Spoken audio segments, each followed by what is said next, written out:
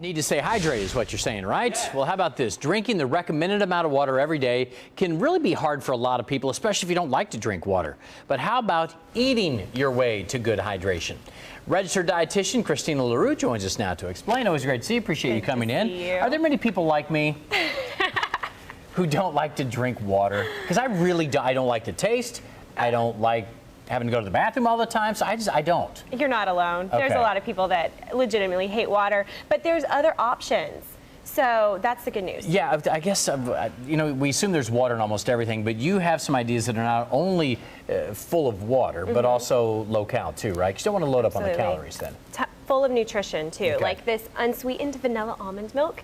That's almond milk. It looks, the color's a little different than traditional milk. So right, it is a little bit almondy, but it's nice and creamy, and I love it because it's low calorie, chock full of calcium and vitamin D, and hydrates. Do you use that just as a drink, or do you pour it on cereal, or how do you do that? I like it kind of as a sweet treat at the end of the night. So I'll have it with a piece of dark chocolate. Oh, now you're talking. I can do that one. Okay, what's next? I see the green drink here. Those are good for just about everything, it seems. Right. Well, this is chock full of vegetables. I do add a little bit of apple or green grapes to give it some sweetness, but you can easily get lots of hydration just by eating fruits and vegetables. So put it in the blender. Try to do like once a day. Try to get some green juice in, because really breakfast tends to lack vegetables, so it's an easy way to get that. That's a good way to do it. Also, the fruits here, I mean, that's obviously a good one. Watermelon, you always assume watermelon is just full of water. It's in the name, right? Is it as good as people think?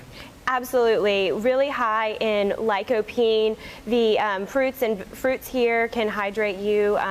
Lots of vitamin C, fiber to keep you full. So. Can you get enough water, though, out of some of the things you're talking about to replace what you would take in if you're drinking and who knows what 8 to 10 glasses or whatever it is a day? Yeah, so technically you get about 20% of your fluid needs through food. And the additional food needs to come through, you may be doing a green juice or drinking some almond milk or having some of these other options or plain water. So for men, it's about 120 ounces of total fluid a day.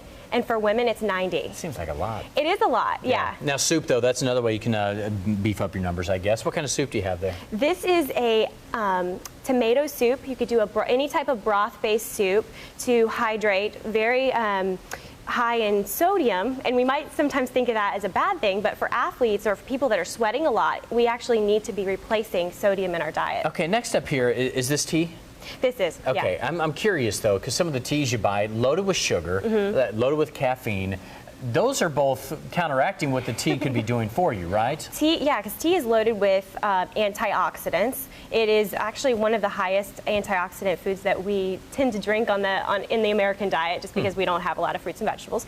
But tea, this is unsweetened iced tea. So it's really hydrating, no sugar. Does it concern you about the caffeine in some of the drinks, though? No, it doesn't. It's not as much caffeine as a cup of coffee. It's about a third of the amount. Okay. So.